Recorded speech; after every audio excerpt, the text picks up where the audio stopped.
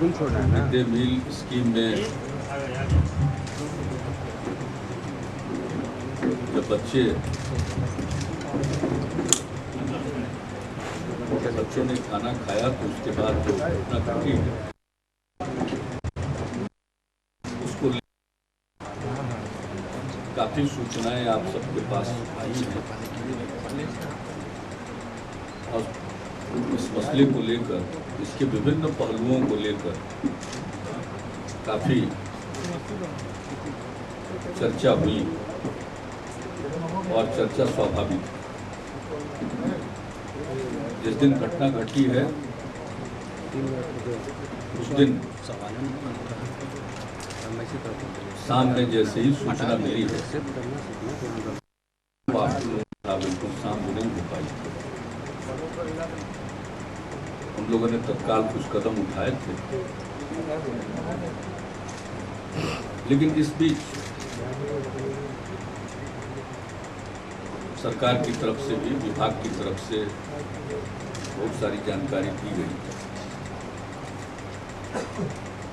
Police के द्वारा भी सबको जानकारी दी गई है, लेकिन एक बात बार बार आती रही उसको लेकर कि मैं वहां गया नहीं है, मैं चुप हूं। जिस दिन घटना घटी है उसी दिन जितना इस मामले में तत्काल कार्रवाई की जानी चाहिए हमारे स्तर पर निर्णय हुआ है और कार्रवाई हम लोगों ने की। जो मेरे पैर की स्थिति है उसके बारे में मैं समझता हूँ कम से कम पटना के मीडिया के लोगों को मुझे बताने की कोई ज़रूरत नहीं है, क्योंकि वैसे ही हालत में एक सोमवार के जनता के दरबार में उन सब लोगों से हमारी मुलाकात हुई थी। उस कार्यक्रम के बाद मुझे बेहद दुख है, अफसोस है और सचमुच ये दिल दहलाने वाली घटना है। जो भी संभव हो सका है हम लोगों ने इस मामले में करने की कोशिश की है। बच्चों को अस्पताल पहुंचाया जाए। छपरा में जब उनमें से बहुतों की स्थिति स्टेबल होती नजर आ रही थी, छपरा में डॉक्टर उत्साहित थे कि अब लोगों की जान बचेगी, लेकिन फिर उनकी हालत बिगड़ गई और बार बार यहाँ से सब लोग संपर्क में थे। संबद्ध विभाग के अधिकारी भी संपर्क में थे और व्यक्तिगत रूप से मैं भी एक एक पल की जानकारी ले रहा था। जब कुछ बच्चों की मृत्यु उसके बाद हो गई, फिर दोबारा कई समस्याएं शुरू हुई। हम लोगों ने कहा कि भाई जल्दी से जल्दी PMCH में इनको लाया जाए। बच्चे लाए भी गए, रास्ते में भी कुछ लोग की मृत्यु हुई। यहाँ भी आने पर अगले दिन सुबह 2 बच्चों की मृत्यु हुई। बाकी सब के बारे में डॉक्टरों का ये मानना है कि वो स्टेबल कंडीशन में हैं। अभी 2 दिन पहले तो लोग डिस्चार्ज करने की स्थिति में थे और फिर मुझे सूचना मिली तो मैंने तत्काल अपने स्वास्थ्य विभाग के प्रधान सचिव को कहा और वहाँ के PMCH के सुपरिटेंडेंट को भी हमने कहा कि भाई ये जहर का मामला है और ऐसी परिस्थिति में बिल्कुल हर प्रकार से संतुष्ट हो लेना चाहिए और एक एक बच्चे की मेडिकल बोर्ड से जांच करा लें सारे विशेषज्ञों से और संतुष्ट हो लें कि अब इनमें किसी भी प्रकार का खतरा नहीं है। और तब फिर जो जिले में डॉक्टर उपलब्ध होंगे उनके साथ बातचीत हो जानी चाहिए और निरंतर बच्चों को अभी काफ़ी समय तक चिकित्सकीय देख रेख में रखना होगा। तो खैर वो बच्चों को उस समय नहीं भेजा गया और फिर सब लोग इसी आधार पर देख रहे हैं। कोई साधारण घटना नहीं है ये। और मेरी अपनी समझ से जितने दिनों से मैं देखता हूँ, जानता हूँ, सार्वजनिक जीवन में अपने ढंग की ये एक बहुत ही दुखद और हृदय विदारक घटना है। बच्चों से किसी को क्या दुश्मनी हो सकती है? यह बात समझ में नहीं आती। मिड डे मील को लेकर के भी काफ़ी चर्चा हुई है। मिड डे मील की स्थिति के बारे में देश भर के बारे में चर्चा हुई है, अंतर्राष्ट्रीय मीडिया में भी चर्चा हुई है। और मिड डे मील के बारे में हमारे शिक्षा विभाग के प्रधान सचिव ने, शिक्षा मंत्री जी ने भी अपनी बात रखी है। और ये सिर्फ बिहार की योजना नहीं है, राष्ट्रीय योजना है और इसको बेहतर बनाया जाए और इस योजना को चलना है तो फिर इस तरह का जो अनुभव आ गया है तो ऐसे अनुभवों को देखते हुए हर प्रकार की व्यवस्था इसमें होनी चाहिए और हम तो चाहेंगे कि इस तरह की व्यवस्था हो। अब उसके लिए क्या कुछ किया जा सकता है, केंद्र सरकार के साथ मिलकर इसके बारे में, और मैं समझता हूं कि इसमें और लोगों को लगाना पड़ेगा। रसोइया को, जो खाना बनाने वाले लोग हैं, इन सब के लिए और भी ध्यान देना पड़ेगा। तो ज़्यादा मानदेय कह लीजिए, मेहनताना कह लीजिए, जो भी कह लीजिए, और देना चाहिए, देना पड़ेगा। और भी सुरक्षा के कई इंतजाम करने होंगे। एक ऐसी व्यवस्था और ऐसी ये राष्ट्रीय कार्यक्रम है, इसलिए हमें तो एक इसे चलाना है और एक चुनौती के रूप में इसको लेना है। ये कोई केंद्र और राज्य के बीच में ये दोषारोपण का कार्य नहीं होना चाहिए, उसको तो मिलकर करना पड़ेगा। कोई अकेले बिहार की योजना नहीं। और हमारे यहाँ बिहार में तो आप जानते हैं योजना शुरू हुई थी तमिलनाडु, तो तमिलनाडु की एक सामाजिक पृष्ठभूमि, तमिलनाडु एक ऐसा प्रदेश रहा है जहां सामाजिक आंदोलन हुए। हम लोगों के प्रदेश में कभी सामाजिक आंदोलन नहीं हुआ है, राजनीतिक आंदोलन जरूर जोरदार हुए। तो एक जो सामाजिक तौर पर व्यवहार है वो वहां भिन्न है, यहाँ भिन्न है। वहां कर्तव्य पर जोर है, यहाँ अधिकार पर जोर है। तो ऐसी परिस्थिति में और इतने बड़े पैमाने पर चलना है और चलाना है, और ये तो राष्ट्रीय निर्णय, कोई अकेले हम लोग निर्णय नहीं ले सकते। और फिर इसके पीछे एक अच्छी अवधारणा है, सोच है कि जो बच्चे पढ़ने जाते हैं उनका न्यूट्रिशन का लेवल, पोषण का स्तर कायम रखा जाए, वो मन लगाकर पढ़ सकें स्कूलों में। ये बात अलग है, इसकी बड़ी आलोचना होती है कि पढ़ाई पर ध्यान कम है और इसी पर ध्यान जाता है, वो एक अलग विषय, वो विवाद, वो एक ऐसा मुद्दा है जिस पर सब लोगों की अलग अलग राय है। अगर इस पर कोई सार्थक चर्चा हो, केंद्र सरकार के द्वारा बुलाया जाए, तो उसमें हम भी सुझाव दे सकते हैं कि इसको बेहतर करने के लिए क्या उपाय किया जाना चाहिए, वो एक अलग प्रश्न है। लेकिन फिलहाल इस स्कीम को चलाना है, सबक सीखते हुए आगे इसको और बेहतर ढंग से लागू किया जाए। बहुत प्रकार की चुनौतियां आएंगी। रही बात इस घटना की, तो इसकी पूरी जांच पड़ताल हो रही है। हमने जैसे ही घटना घटी थी वैसे ही प्रशासनिक तौर पर एक जांच का आदेश दिया था कमिश्नर और डीआईजी से, और फिर पुलिस इसका अनुसंधान कर रही है इस मामले का। और जो हेड टीचर हैं पुलिस हिरासत में है, पुलिस के लोग पूछताछ कर रहे हैं, और ये पुलिस का काम है, पुलिस के ऊपर छोड़ना चाहिए। मामले की तह तक पहुंचेंगे, सभी दृष्टिकोण से, ऑल पॉसिबल एंगल से इसकी जांच करेंगे। आखिरकार ये इतनी बड़ी घटना घटी है, यूं ही कोई संयोग से या लापरवाही से घटित तो प्रतीत होती नहीं है, क्योंकि अनेक अवसर पर बच्चों ने भी सचेत किया है।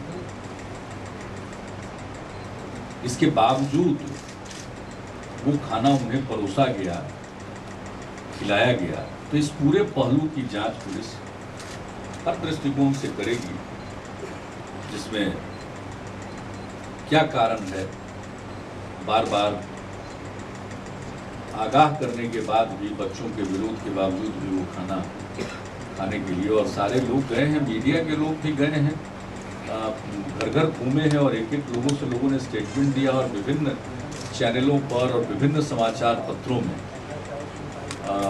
जो लोगों के वर्सन आए हैं, और जिस तरह से हमने उसी समय, जिस समय घटना घटी थी, कहा था कि एफएसएल की टीम भेजिए, और अब एफएसएल की भी जांच हो चुकी है और एफएसएल की रिपोर्ट भी अब पब्लिक डोमेन में है, उसके निष्कर्ष, उसके फाइंडिंग्स।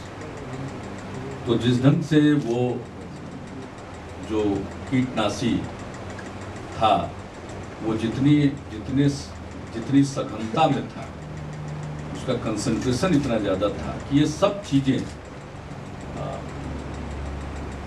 कुछ इंगित करती है हमें, और हर पहलू से इसकी जांच होनी चाहिए। और मुझे पूरा भरोसा है, और हमने कहा था कि इसकी पूरी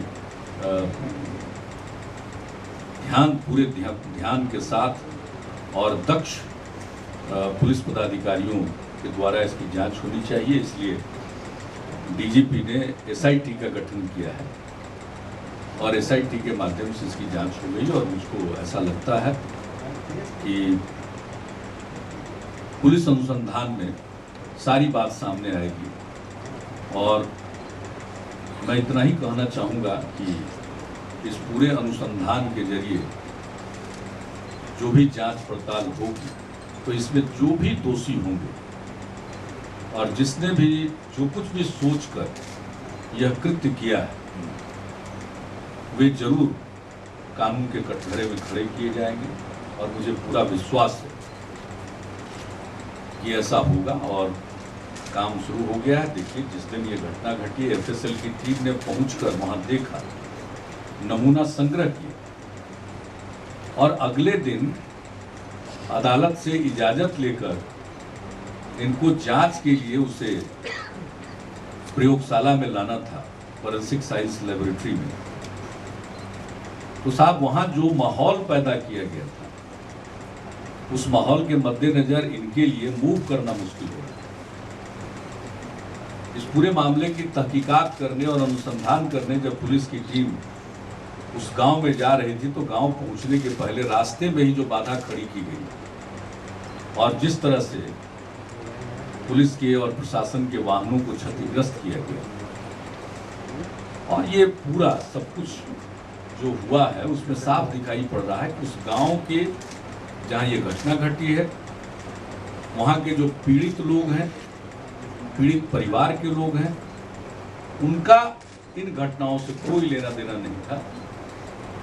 समय पर पुलिस न पहुंच पाए, प्रशासनिक कार्रवाई न हो, अनुसंधान का कार्य बाधित हो जाए, इस दृष्टिकोण से। एक बात मुझे बहुत ही अचरज में डालती है, वो ये कि एक तरफ जब बच्चों का वो अस्पताल लाया जा रहा था और अस्पताल में डॉक्टर उनको अटेंड कर रहे थे और सारे प्रशासनिक अधिकारी अस्पताल में मौजूद होकर जो भी सहायता कर सकते थे कर रहे थे, और उस समय दूसरी तरफ बंद का आह्वान किया जा रहा है। सड़कों पर एक दूसरे प्रकार का दृश्य उपस्थित किया जा रहा था। ये सब थोड़ा अचरज पैदा करने वाली, ऐसी भयंकर घटना के बाद हर आदमी का पहला कर्तव्य यह होता है कि हम पीड़ित की सहायता कैसे करें। तो ये सब ऐसी चीजें हैं जो बाद में जो कुछ भी घटना घटी है, मैं तो लगा हुआ था कि बच्चों का इलाज हो, ठीक से जांच हो, एक एक चीज हो जाए, इस काम में मैं लगा हुआ था। लेकिन मुझे पता नहीं चलता है कि आखिर किस कारण से बार बार मेरे बारे में कहा जाने लगा कि मौन। मैं सबको कहना चाहता हूं, न मैं मौन रहने वाला और न हम घर बैठने वाले व्यक्ति। हर मनुष्य की कभी कभी शारीरिक लाचारी हो सकती है, वो मजाक का विषय नहीं है और वो चर्चा का विषय नहीं है। मैं इसके लिए कोई जिसको कहिए सफाई नहीं देना चाहता, और मुझे बुरा लगता है कि इन बातों पर भी मैं चर्चा करूं। लोगों को राजनीति के स्तर को इतना नीचा करना है तो वो मुबारक। मैं उतने नीचे स्तर तक जाकर मैं राजनीति न करता हूं, न मैं राजनीति में कभी करूंगा। आज भी जितने गोले हम पर दागे जा रहे हैं, उसके बावजूद मैं उतना नीचे जाकर अपनी राजनीति नहीं कर सकता। मेरे ऊपर जिम्मेवारी है, मुझे जिम्मेवारी का एहसास है। और उस गांव में बहुत गरीब लोग रहते हैं और उस गांव के लोगों तक जो विकास का कार्य जितना होना चाहिए वो दिखाई नहीं पड़ रहा है। तो इसलिए हम लोगों ने एक निर्णय लिया है कि ये जो पीड़ितों के गांव हैं उनका सर्वांगीण विकास किया जाएगा, चाहे वो उनके अंदर सड़क से जोड़कर गली और नाली का हो, शुद्ध पेयजल का हो, पीने के पानी का हो, बिजली का हो, कौशल विकास का हो। पूरे गांव के लोगों के लिए कौशल विकास केंद्र भी हम लोग खोलेंगे। और खास तौर पर ये घटना घटी है तो एक उस ग्राम पंचायत में एक हाई स्कूल पहले से है, मुझे बताया शिक्षा विभाग ने, लेकिन अपवाद के तौर पर ये जो घटना घटी है तो उस गांव में एक सरकार की तरफ से नया हाई स्कूल भी खोला जाएगा, वहाँ स्वास्थ्य केंद्र बनाया जाएगा और जो भी व्यक्ति जिस चीज़ का इंटाइटल्ड है, चाहे वो किसी प्रकार के पेंशन का हकदार हो या इंदिरा आवास का हकदार हो, उसका पूरे तौर पर आच्छादन किया जाएगा और उस गांव के विकास की आवश्यकता को 100% पूरा किया जाएगा। और हमने इसके लिए कल ही विभिन्न विभागों की और मुख्य सचिव के साथ बैठक की है। इसके लिए वहाँ सारी कार्रवाई प्रारंभ हो गई है और जो भी पीड़ित परिवार के लोग होंगे जो हमारे चल रही योजनाओं से वो आच्छादित नहीं हो सकते हैं, तो उनको आच्छादित करने के लिए चाहे आवास हो या अन्य प्रकार की योजनाओं के लिए राज्य सरकार की विशेष योजना से उन्हें आच्छादित किया जाएगा। यानी जो हमारा कंसेप्ट रहा है आपकी सरकार आपके द्वार का, तो उस तर्ज पर विकास की तमाम जरूरतों को पूरा किया जाएगा और उसको हम बच्चों को तो वापस नहीं ला सकते हैं, लेकिन उस गांव के लिए जो भी संभव होगा हम लोग करेंगे। इतनी बातों को अभी सोचा है और भी जो आवश्यकता पड़ेगी उस गांव के लिए करने की कोशिश। शिक्षा मंत्री पीके शाही ने कहा था कि इसके पीछे राजनीतिक साजिश है, ऑपोजिशन की साजिश है, ये जो कीटनाशक मिलाया गया। मैं समझता हूं कि पुलिस अनुसंधान कर रही है और जो अहम एक्यूज्ड है, यानी जिसकी जिम्मेवारी थी, तो वो अब पुलिस की हिरासत में। पुलिस पूछताछ कर रही है और पुलिस सजग है, हर पहलू से जांच करेगी। और मैं आज इस समय कुछ भी कहना मुनासिब नहीं समझता हूं। अगर मैं कुछ कहूंगा तो ये माना जाएगा कि मैं अनुसंधान को प्रभावित कर रहा हूं। इसलिए पुलिस अनुसंधान और इसके विभिन्न पहलुओं के बारे में मेरे लिए कुछ भी कहना आज की स्थिति में संभव नहीं है। हाँ, जांच के विभिन्न स्तर के बारे में अगर कोई जानकारी आप लेंगे तो इसलिए विशेष तौर पर यहाँ डीजीपी मौजूद है, वो आपको बता पाए। लेकिन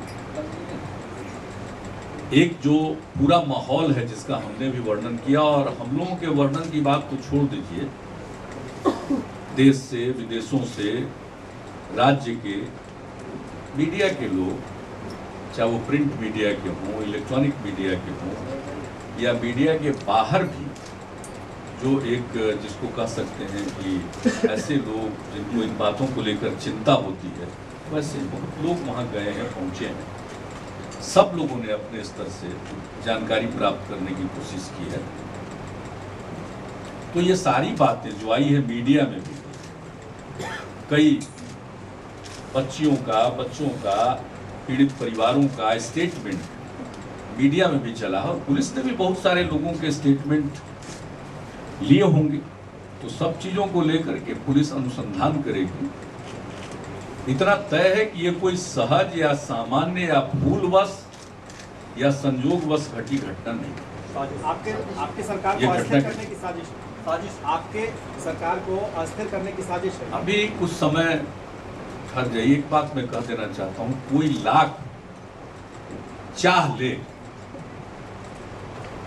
जब तक बिहार की जनता साथ में है और ऊपर वाले की कृपा है, लोगों की कोशिशें कामयाब कभी नहीं है। हमारा काम है जनता की सेवा करने का दायित्व लिया, मैंडेट है लोगों का, हम उस मैंडेट का पालन करेंगे। इस बीच में कोई कुछ भी करना चाहे हमको रास्ते से भटकाने के लिए, हम पूरी अपने मनोयोग के साथ, अपनी पूरी शक्ति के साथ काम करते रहेंगे और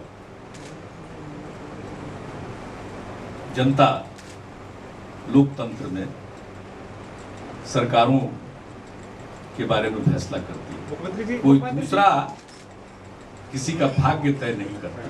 मुख्यमंत्री जी, ये घटना के बाद कर रहे हैं, लेकिन शरद यादव ने जो बातें कही हैं ये ठीक उलट है। उन्होंने साजिश से इनकार किया, उन्होंने कहा कि साजिश की जानकारी नहीं। मैंने तो कुछ कहा ही नहीं, मैंने तो पूरी बात कही है, एक पूरी परिस्थिति कही है। और शरद जी ने क्या कहा है, शरद जी का आज एक और भी स्टेटमेंट आया है, उस पर भी गौर कर लीजिए। घटना के बाद दो बच्चों को पटना लाने में 10-11 घंटे लगे सर, उसको लेकर कई तरह की बातें कही जा रही है। हमारे कार्यकर्ताओं की बैठक में मैंने जो बात कही है वो कार्यकर्ताओं की बैठक में कही है, और कार्यकर्ताओं की बैठक में जो राजनीतिक बैठक है तो जो राजनीतिक परिस्थितियां हैं उसके संदर्भ में हमने टिप्पणी की। कोई आज मैं बात कर रहा हूं एक घटना विशेष के संदर्भ में, मुख्यमंत्री जी, और उसके लिए मेरे ऊपर कुछ जिम्मेवारी, और जो जिम्मेवारी है उसको हम पूरे तौर पर निभाएंगे।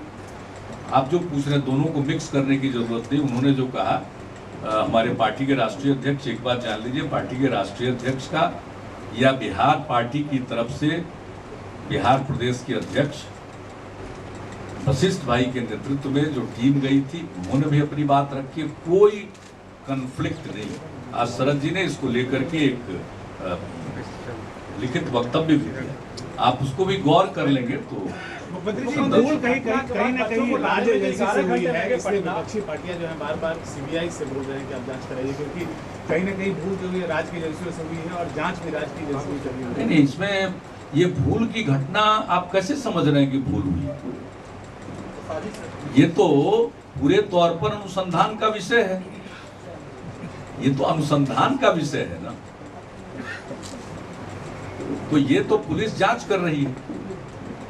यहाँ के इस पूरी घटना में कोई बिहार पुलिस की जिम्मेवारी तो नहीं थी स्ट्रेट सीधे, वो जांच कर रहे होंगे। हम मुकदमा, अब FIR दर्ज हुआ है और वो जो उनका कानूनी दायित्व है अनुसंधान करने का, वो कर रहे हैं।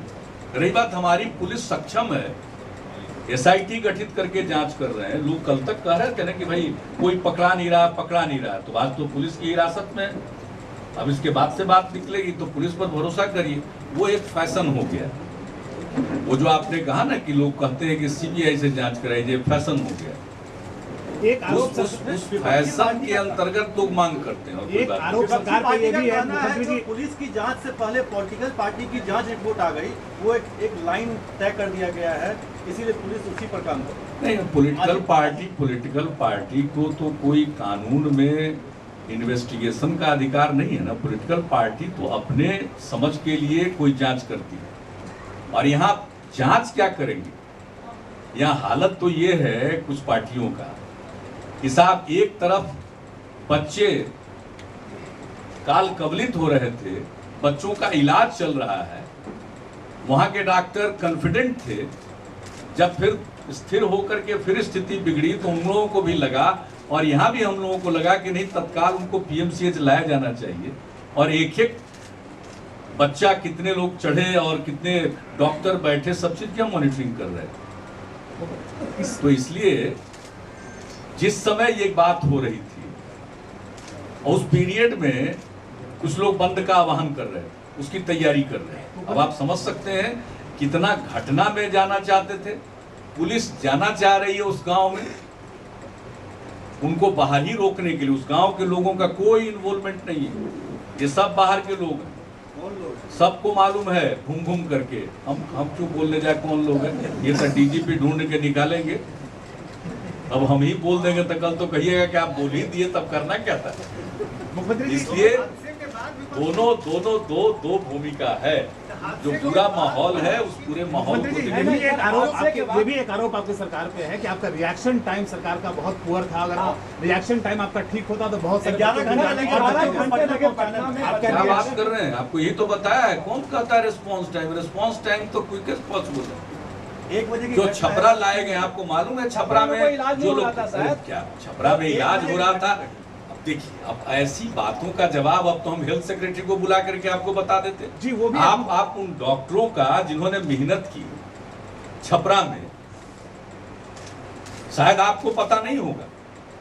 हम यहाँ से छन रिपोर्ट ले रहे थे, हमारे कार्यालय के लोग ले रहे थे, शिक्षा विभाग के भी लोग ले रहे थे। जो भी संभव है वो वहां वो लोग कर रहे थे, और लाइन ऑफ ट्रीटमेंट जो मुझको बताया गया ऑलमोस्ट सेम रहा, वहां का, छपरा का और यहाँ का।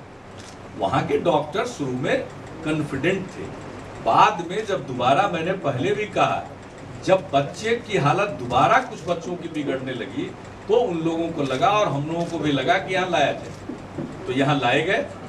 ये मत समझिए कि यहाँ लाने मात्र से ही बच्चों की जान बच गई, यहाँ आने के बाद भी 2 बच्चे काल कवलित हुए। इसलिए डॉक्टरों पर इल्जाम लगाना उचित नहीं है। और जो डॉक्टर इतना मेहनत करके छपरा में भी इलाज कर रहे थे, और उनको लगा कि नहीं अब ले जाया जाए, पीएमसीएच ले जाया जाए, तत्काल वहां से पीएमसीएच, वहां के डॉक्टरों की निगरानी में। लेकिन दुर्भाग्यवश 4 बच्चे रास्ते में भी बचाए नहीं जा सके। ये बात अलग है, बड़ी दुखद घटना है। इस तरह के ये ब्लेम गेम का केस ही नहीं है।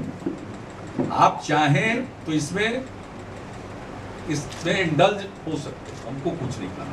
लेकिन मैं व्यक्तिगत रूप से जानता हूँ भैया, मैं तो डॉक्टर नहीं। अब आप डॉक्टरी की पढ़ाई पढ़ लिए होंगे भैया, हमको क्षमा करिएगा, मैं चिकित्सक नहीं।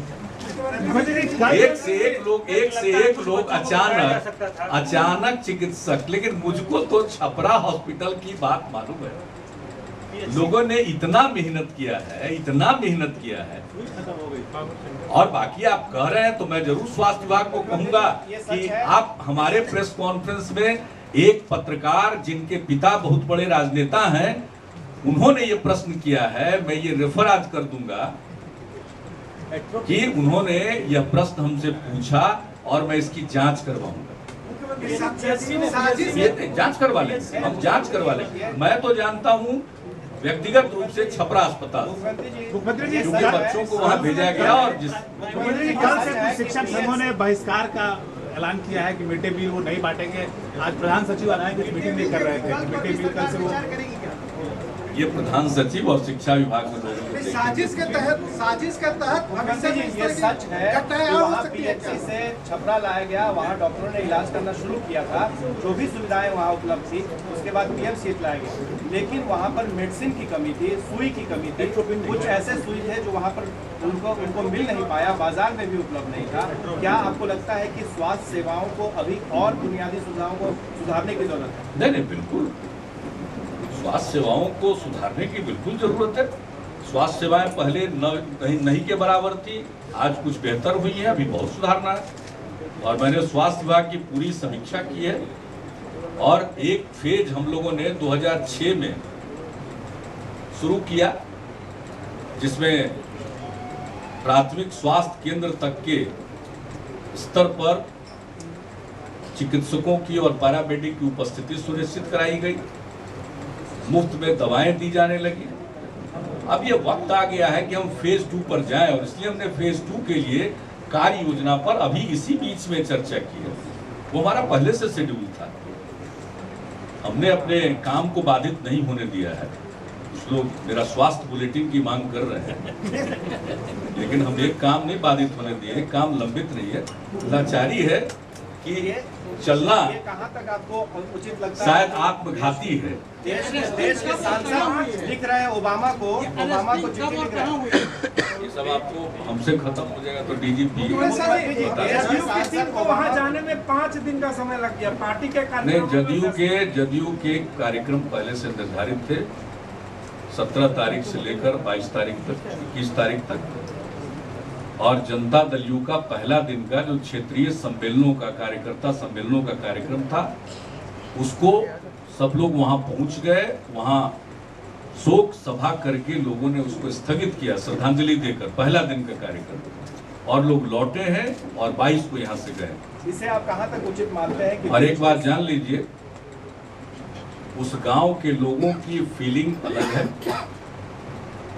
और बाहर एक दूसरा वायुमंडल बनाने की कोशिश होती है। मीना देवी के पति एक राजनीतिक दल से जुड़े हुए हैं, तो क्या विपक्ष की भूमिका पर इस तरह के भी संदेह है, या हादसे के बाद जो कुछ हुआ सिर्फ उस पर संदेह है? बहुत कुछ कहा जा चुका है, बहुत कुछ कहा जा चुका है। इसको आप कहाँ तक उचित मानते हैं कि देश के सांसद ओबामा ये कुछ दायित्व तो आप लोगों का भी है। और मैं समझता हूं कि इस बीच में मीडिया ने भी अपना जरूर जांच पड़ताल किया। देश के सांसद ओबामा को लिख रहे हैं चिट्ठी कि किसी एक राज्य के मुख्यमंत्री को वीजा न दी जाए वहां अमेरिका जाने के लिए। इसमें आप कहाँ तक उचित मानते हैं? भाई, हम एक छोटे से राज्य में हैं और उसमें हम लोग इस तरह की जमीन से जुड़ी हुई समस्याओं में से जूझ रहे हैं। हम इतनी बड़ी बात कहाँ जाने? राष्ट्रीय, अंतर्राष्ट्रीय, इन सब मसलों तक मेरी कहाँ पकड़ है? लेकिन क्या लगता है, अमेरिका को वीजा देना चाहिए या नहीं देना चाहिए? आपके नजरिए से क्या लगता है? ये परिपाटी कितनी सही है? हम बिहार के, भारत के नागरिक हैं। बिहार के लोगों ने मुझ पर बिहार की जिम्मेवारी दी है। अभी इस पद पर रहते हुए मैं कहीं का एडवाइजर नहीं बहाल हो सकता। मुख्यमंत्री ने कहा है कि आडवाणी को प्रधानमंत्री पद का उम्मीदवार बनाना चाहिए। उन्होंने आपकी भी तारीफ की है। बहुत बहुत धन्यवाद। हम भी भाई शत्रुघ्न सिन्हा जी की तारीफ करते रहे। बहुत बड़े और जबरदस्त कलाकार हैं, उनसे हमारे बहुत अच्छे रिश्ते हैं, व्यक्तिगत रिश्ते। आज भी उनसे मुलाकात हुई है। मेरे इस कुशल क्षेम के लिए मेरे पास आए थे, मेरे साथ थे, लेकिन कोई राजनीतिक अर्थ मत निकाले। केंद्रीय मंत्री का एक बयान आया था। अरे भाई, अब तो हम वहाँ से आगे बढ़ गए, अब हम कहाँ पीछे मुड़कर देखें। मुख्यमंत्री जी, इस घटना के बाद केंद्रीय मंत्री का एक बयान आया था कि पहले अलर्ट जारी किया गया था, लेकिन राज्य सरकार ने उस पर ध्यान नहीं दिया, जिसके बाद ये घटना हुई है। मेरे ख्याल से इसके बारे में शिक्षा विभाग के प्रधान सचिव ने, और शायद आप लोग एक मिनट जान लीजिए, हमारे जो अभी शिक्षा विभाग के प्रधान सचिव हैं, कभी कभी अपने राज्य के अधिकारियों को भी जानना चाहिए। अभी जो बिहार सरकार में शिक्षा विभाग के प्रधान सचिव हैं श्री अमरजीत सिन्हा, ये भारत सरकार में जब संयुक्त सचिव थे मानव संसाधन विकास मंत्रालय में, उसी समय सर्व शिक्षा अभियान की ड्राफ्टिंग हो रही थी। तो बाद में बहुत लोग आए होंगे, अभी भी लोग आएंगे, एक ही आदमी तो रहेगा नहीं। तो वही व्यक्ति आज बिहार सरकार में प्रधान सचिव है शिक्षा विभाग, तो उन्होंने उस पर पूरी बात कह दी है। और जो प्रधान सचिव ने बात कही है, आप उससे समझेंगे कि उससे अलग कोई मेरी राय है, मुझको बता करके उन्होंने वो सारी बातें कही। मेरी जानकारी में प्रधान सचिव शिक्षा विभाग ने इसको बिल्कुल ही, जिसको कहिए कि नकार ही नहीं दिया है, उसको ठीक ढंग से उस दावे को आईना दिखाया।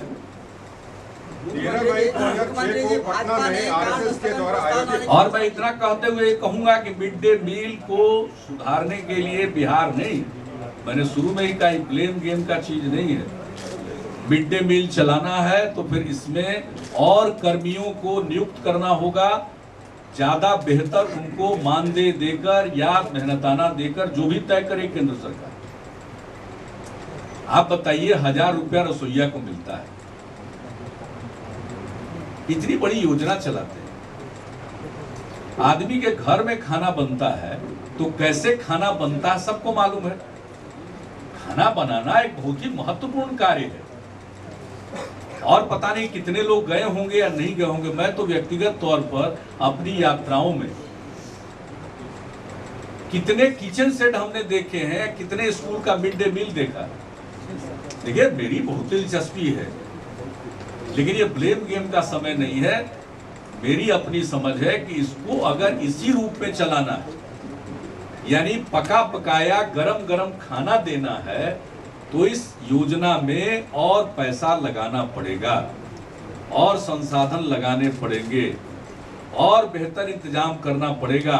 यह सिर्फ बिहार की बात नहीं है, पूरे देश की बात। बिहार में वही हो रहा है, सब चीज बता चुके हैं, एक एक बात आपका उत्तर दे चुके हैं। वो मेरे स्तर पर उत्तर देने लायक चीज भी नहीं है। मैंने बता दिया, अमरजीत सिन्हा का परिचय आपको हमने दे दिया, और इस तरह के अधिकारी ने बताया है आपको, तो यकीन रखिए। कभी कभी अपने लोगों पर यकीन रखिए, क्यों जो बाहर के लोग कुछ बोल देते हैं उसी को आप मान लेते हैं, दूर का ढोल सुहावना। अपने घर में भी बहुत लोग हैं, बहुत काबिल लोग, विद्वान लोग हैं। आप में से बैठे हुए जितनी काबिलियत रखते हैं उतनी काबिलियत शायद बहुतों में न हो, लेकिन सब दिन होता है दूर का ढोल सुहावना। मुख्यमंत्री जी, भाजपा ने विधानमंडल सत्र के दौरान कार्यस्थगन प्रस्ताव लाने की घोषणा की। ये तो अधिकार है विपक्ष का। और एक आरोप और लगाया गया है कि डीआईजी और जो भी विधानमंडल सत्र होगा, विधानमंडल का सत्र चलता है तो विधानसभा में अध्यक्ष महोदय, विधान परिषद में सभापति महोदय को निर्णय लेना होता है।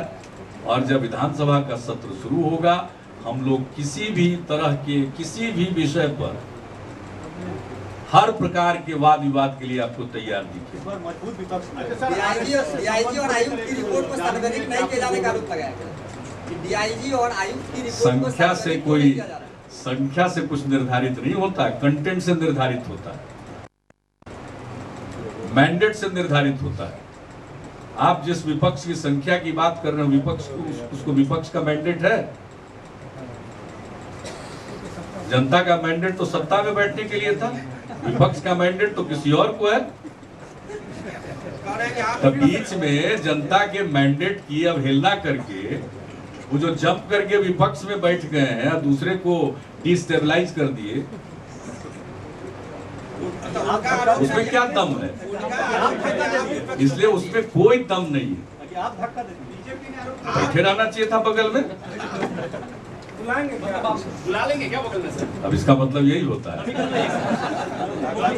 2 दिनों से एक और बात की चर्चा यहाँ चल रही है। देखिए ये हालात ऐसे थे कि इसके सिवा कोई उपाय नहीं। हम एक सीमा के आगे जा नहीं सकते थे, समझौता कर नहीं सकते थे। बिहार का जो मैंडेट था बिहार के विकास के लिए था, बिहार का मैंडेट बिहार के लोगों के लिए था, बिहार का मैंडेट किसी दूसरे राज्य के विकास के लिए नहीं था। इसलिए मैंडेट के मुताबिक तो हम ही चल रहे हैं, बाकी लोग तो मैंडेट के खिलाफ चल रहे हैं। भाजपा ने कहा है कि विधायकों को तोड़ने की कोशिश कर रही है। ये मेरा काम नहीं, ये आता भी नहीं हमको करना। सर 2 दिनों से गोलवलकर हमको न तोड़ फोड़ करने आता है और न हम इस काम में लगे रहते हैं। लेकिन हाँ, लोगों की अपनी राय होती है राजनीति में, वो अपनी राय होती है। 2 दिनों से इस बात की भी चर्चा है कि 2006 में जब गोलवलकर साहब आए थे तो शूटिंग में मुख्यमंत्री कुर्सी पर रहते हुए गए। गोलवलकर साहब 2006 में जिंदा थे।